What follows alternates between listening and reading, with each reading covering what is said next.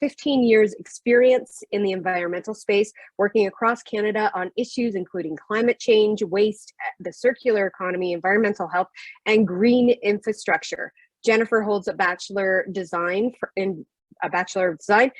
from the Ontario College of Art and Design, and a Master's of Environmental Studies and a Graduate Diploma in Business and Sustainability from York University. And I'm pretty sure I made you co-host for your presentation. Perfect.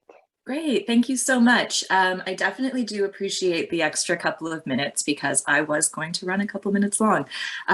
So just bear with me while I share my screen here. Thanks so much for having me today. I'm very excited to be here to talk to everyone about green infrastructure for a resilient future. Here's a snapshot of what I am going to talk about today. I do have a lot of content, so I'm going to move pretty quickly, and then hopefully we'll have a little bit of time for questions if there's anything that I need to clarify or elaborate on. So a little bit of a snapshot of what is green infrastructure. I'll tell you a bit about the organization, and then dig into some meatier content. So first of all, I'd like to start off by making sure that we're all on the same page about what I mean by green infrastructure. So GEO defines green infrastructure as the natural vegetative systems and green technologies that collectively provide society with a multitude of economic, environmental, health, and social benefits. And so I'd like to highlight that this definition includes both the natural side as well as human-made solutions, and that we have a real emphasis on co-benefits, and that will come up throughout my presentation. So essentially, we mean living green infrastructure, from natural assets like wetlands, forests, parks, meadows, etc. You can see all these examples in the boxes in the infographic here, to enhanced assets, things like rain gardens, green roofs and walls, bioswales, etc., including urban trees. And we place those in the enhanced category because they tend to require a little bit of more engineered support in order to really thrive. And then finally, enhanced assets, things like permeable pavement, rain barrels, and cisterns, which work with or replicate existing ecosystem functions. So last year, we created the infographic that you're looking at to help make the conversation a little bit easier about what green infrastructure is, and also what it isn't, and clarify some of the common terms that are used. So as I mentioned, I also like to emphasize what green infrastructure is not. Specifically, we do not include renewable energy, EV charging, and conventional wastewater treatment in our solution because of that focus on living green infrastructure. So these are obviously all really important sustainable technology solutions, but because they're not sort of nature-based, they don't fall within our definition. There's always a little bit of ambiguity because these things are referred to as green infrastructure often at the federal level. So that's why we created the infographic to help clarify a little bit. And then finally, I'd like to just emphasize the scales of green infrastructure. All scales are really important, from the site, so either private residential or sort of individual sites, to on public land, to neighborhood scale, up to landscape scale. And all of these then come together to create connected networks of green infrastructure. GEO advocated for our definition of green infrastructure to be included in the provincial policy statement. It originally appeared in 2014. It adopted a definition very similar to GEO's, and we were really, really happy to see that. The inclusion of this definition was a huge directional shift for the province and set the stage for green infrastructure. So we were really happy to see this definition then retained in the 2019 revisions. Part of our initial motivation was to see green infrastructure become embedded in municipal official plans as they were being updated, which we did, and I'll speak more about that. And so we're really pleased to see that. We'd like to see the momentum continue, as well as trickling down into other plans as well. So now that we're all on the same page about what I mean when I say green infrastructure, I'd like to tell you a little bit about the Green Infrastructure Ontario Coalition, or GEO. So we're an alliance of organizations that share a common vision for a healthy green Ontario, where all of those co-benefits that I mentioned are fully realized. GEO was founded in 2009 and is guided by a steering committee, and we work to promote awareness and understanding of green infrastructure and to support policy and activities that increase implementation of green infrastructure across Ontario. Our steering committee represents the various facets of the sector. You can see the current membership here. And then we also have a general membership of interested stakeholders. Overall, we're working to make green infrastructure the new normal. And the way that we are currently working to do this are through these three goals. Green infrastructure is considered equally to gray infrastructure in decision making. We'd like to see significant amounts of infrastructure funding going towards dedicated to green infrastructure specifically. So currently, our standard ask is that a minimum of 15% of all funding is dedicated to green infrastructure, keeping it modest for now, but obviously we'd love to see that number increase as well. And then finally, strong policy support for green infrastructure at all levels of government. We work to achieve these goals through two main types of activities: government relations, including direct advocacy at both the provincial and federal level, and then policy submissions. And then through knowledge sharing activities like the ones you see on the slide in front of you. I'm going to elaborate on a few of these activities in the following slides. But I also want to emphasize that collaboration is really fundamental to our approach. We work to understand and promote the services that are offered by our members and our partners, and aim to fill gaps while avoiding any duplication of resources or services. Due to our broad network and province-wide lens, we are able to share resources and help make connections across and outside jurisdictional boundaries, and really just love to see all stakeholders working together towards that common goal of making green infrastructure the new normal. So obviously at GEO, we care deeply about green infrastructure, and now I'm going to emphasize why municipalities should care as well. So first of all, green infrastructure is infrastructure. Infrastructure, as I'm sure you all know, broadly used to describe the basic structures serving a city. Green infrastructure also provides valuable services to residents and benefits to the environment. I said I'm going to go on and on about the co-benefits. I'll elaborate on them in a moment. So since 2009, GEO has worked to have green infrastructure recognized as infrastructure and on the same level as other public infrastructure and using the same language. Green infrastructure provides many ecosystem services to communities, but has not historically been recognized or managed in the same way. So I'm going to talk in a moment as well about how important it is to also recognize green infrastructure in infrastructure management frameworks and asset management plans.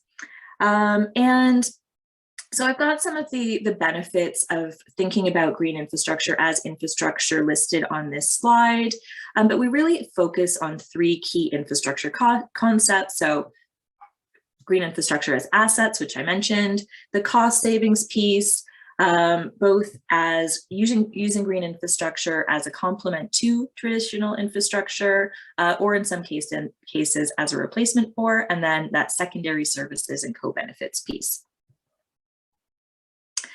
So I'm going to start this section by providing a high-level overview of some of the various services and co-benefits. So today I'd like to look at these benefits through the lens of resilience. In the next few slides, I'll show some more detailed ways in which green infrastructure supports climate resilience, but I'd also like to highlight some other resilience benefits. Green infrastructure provides a range of physical and mental health benefits, which supports individual or personal resilience and supports that mental and physical health resilience. Green infrastructure also provides social benefits, which has proven to be particularly valuable during COVID by providing outdoor spaces where friends, neighbors, and families can safely interact, improving both individual and community resilience. In the interest of time, I'm not going to go into a ton of detail about every one of these categories of benefits. You can see a lot on the top of this slide here, but you can find out more on GEO's website or on Twitter. Every Tuesday, we're highlighting key green infrastructure benefits through our We Are Green Infrastructure campaign. So if you look at the hashtag We Are Green Infrastructure, you can see some of the benefits we've already highlighted. So talking here about climate resilience, green infrastructure supports both climate change mitigation and adaptation. And you can see some of these benefits highlighted here. A few of the key ones that I'd like to focus on are carbon sequestration and storage through green infrastructure assets, of course, in soils, improved air quality, and improved energy efficiency. Two particularly important services related to climate resilience that green infrastructure provides are stormwater management.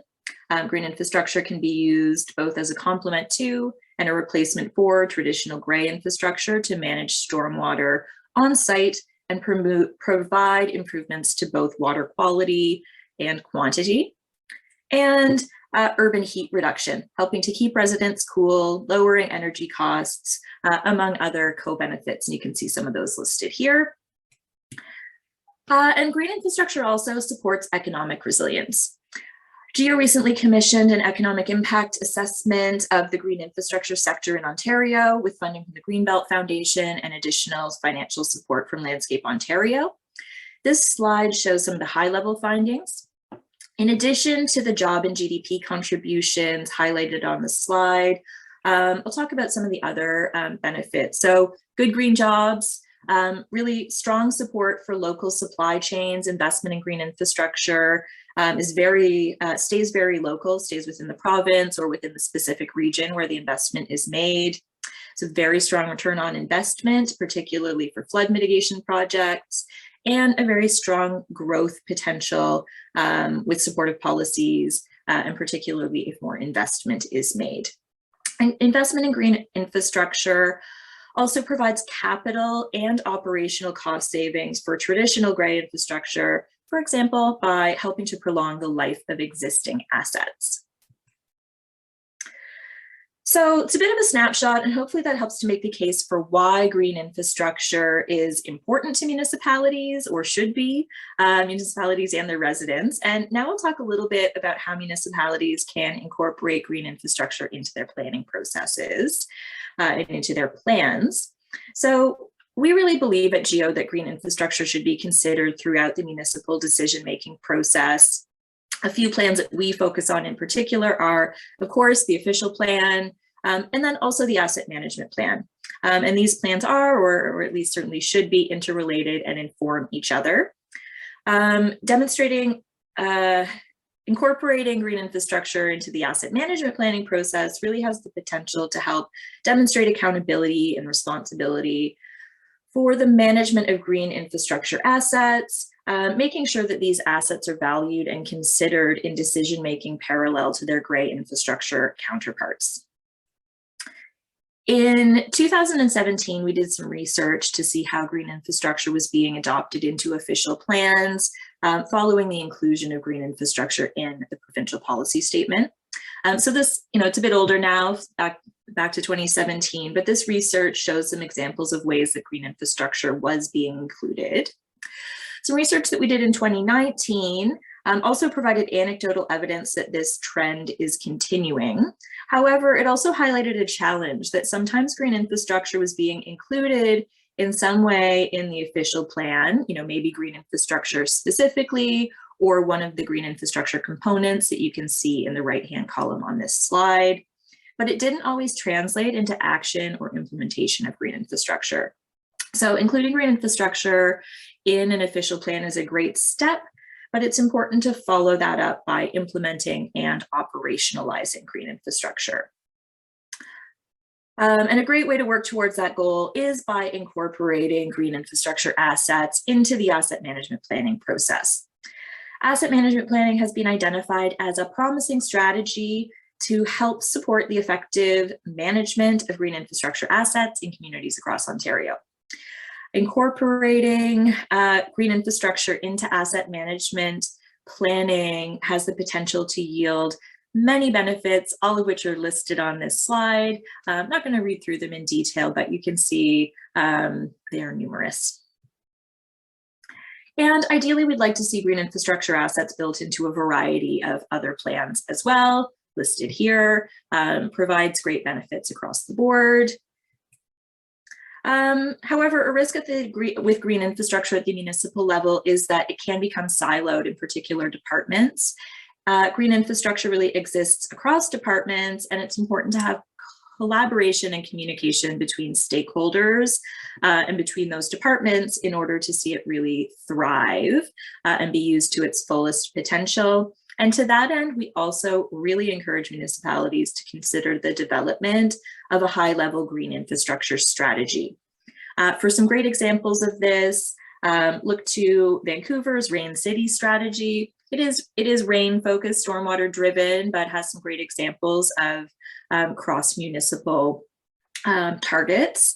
And Saskatoon has a great green infrastructure strategy looking at, from an asset management approach, integrating that into land use planning.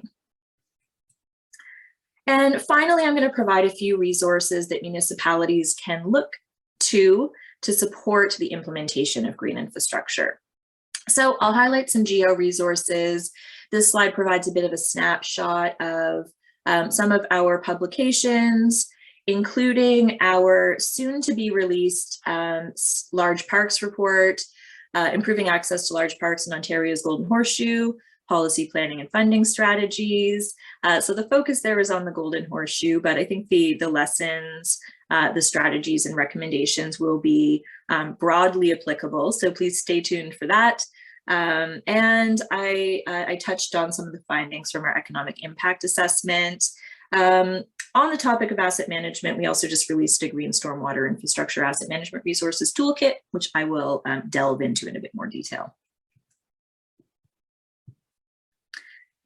So one of the main resources I want to highlight is a publication we did a few years ago, which is still incredibly valuable. The title's here. Internally, we really refer to it as Green Infrastructure 101, provides a guide to types of green infrastructure in a significant level of detail, as well as their functions, both primary and secondary, examples of planning zones and where each of these types of green infrastructure can be implemented, from private residential to transportation right-of-ways, public lands, parks, downtowns, institutional and commercial, future developments, and agricultural lands, and provides case studies.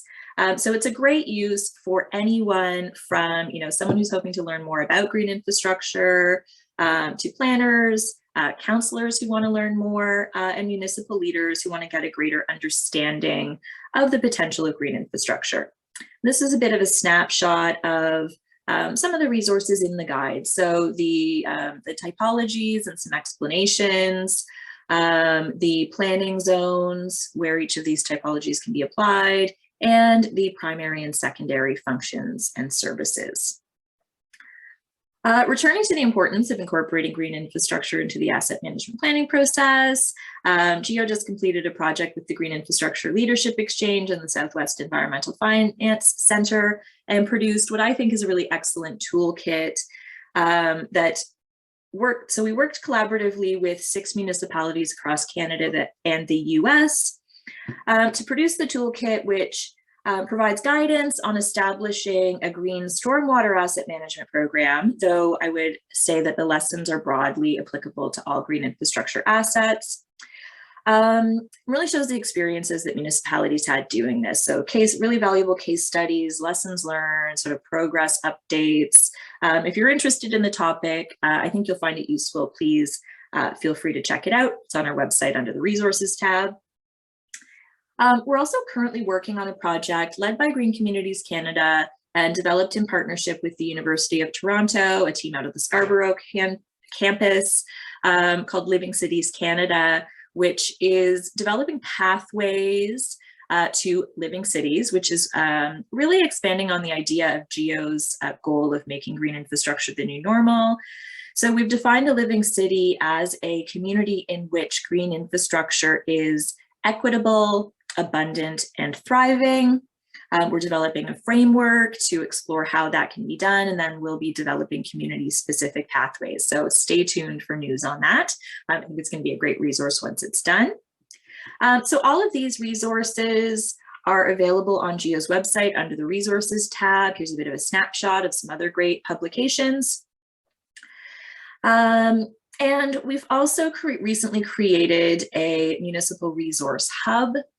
This was an outcome of one of our projects, the Advancing Municipal Action project funded by the Greenbelt Foundation. What we heard is that there are great resources out there, but it can be hard to find them and know which are good, which are bad, which are applicable. So we have pulled these together into a convenient one-stop shop, vetted by our subject matter experts. The resources are organized into the categories you see in front of you. Try to make it really user-friendly, and it is updated regularly with all of the latest reports and resources. So to stay up to date on our work, announcements about any future reports like our upcoming parks report, consider joining our monthly newsletter or following us on Twitter or LinkedIn. I know that was a bit of a whirlwind. I'm happy to answer any of your questions. Or you can reach me at jcourt@greeninfrastructureontario.org. I will put that in the chat as well. Thanks very much. Wonderful. Thank